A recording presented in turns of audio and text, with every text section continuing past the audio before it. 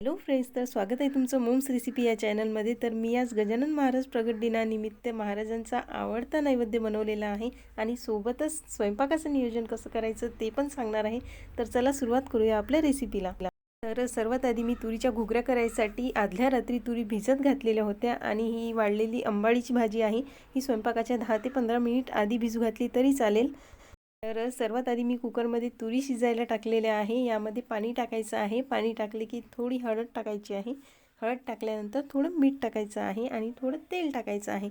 अगदी 2 शिट्यांमध्ये खूप छान तुरी शिजून येतात। तर इथे मी कुकर लावून घेतलेला आहे। तर तुरी शिजेपर्यंत आपण पिठलं करून घेऊया। तर मी कढईमध्ये तेल टाकलेलं आहे। तेल तापू द्यायचं आहे आणि यामध्ये मोहरी आणि जिरा टाकून घेतलेला आहे। त्यानंतर यामध्ये मी लसूण टाकलेला आहे। लसूण टाकलं की कांदा टाकून घ्यायचा आहे। लसूण कांदा चांगल्या प्रकारे होऊ द्यायचा आहे। त्यानंतर मी यामध्ये टोमॅटो टाकलेला आहे। टोमॅटो टाकल्यानंतर त्यामध्ये मीठ टाकून घेतलेलं आहे, जेणेकरून टोमॅटो मीठ टाकले की लवकर शिजतात।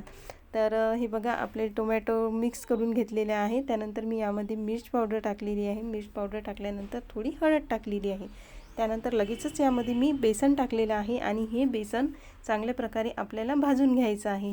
तर हे बघा, इथे आपलं बेसन चांगल्या प्रकारे भाजून झालेलं आहे आणि यामध्ये आपण आता गरम पाणी टाकून घेऊया।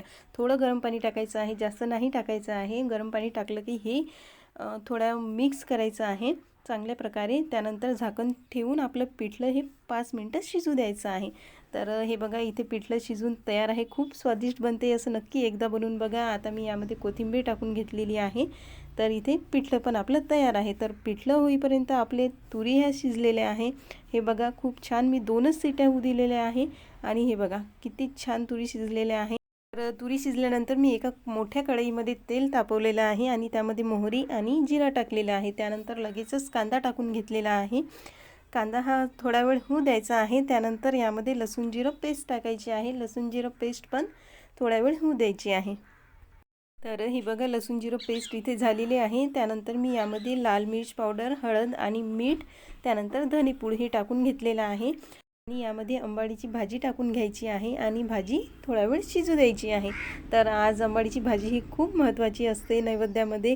तर म्हणून घुगऱ्यांमध्ये अंबाडीची भाजी टाकणं ही खूप महत्त्वाचं असते। इथे बघा, अंबाडीची भाजी पण शिजलेली आहे। त्यामध्ये मी आता घुगऱ्या टाकून दिलेल्या आहे आणि ते चांगल्या प्रकारे मिक्स करून घेतलेलं आहे। तर हे बघा, आता तयार आहे आपल्या तुरीच्या घुगऱ्या आणि मी यामध्ये कोथिंबीर टाकून घेतलेलं आहे। बघूनच खावंसं वाटते। इथे आपल्या घुगऱ्या पण तयार आहेत। तर चला आपण मस्त आता मऊ लुसलुशीत शिरा बनवून घेऊया। तर शिरा बनवायसाठी मी कढईमध्ये तूप टाकून घेतलेला आहे आणि त्यामध्ये 1 वाटी रवा टाकलेला आहे। हा रवा चांगल्या प्रकारे भाजून घ्यायचा आहे। असं स्टेप बाय स्टेप स्वयंपाक बनवला की लवकर स्वयंपाक बनवून तयार होतो।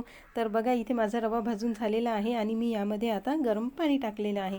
गरम पाणी टाकल्यानंतर लगेचच यामध्ये 1 वाटी साखर टाकायची आहे।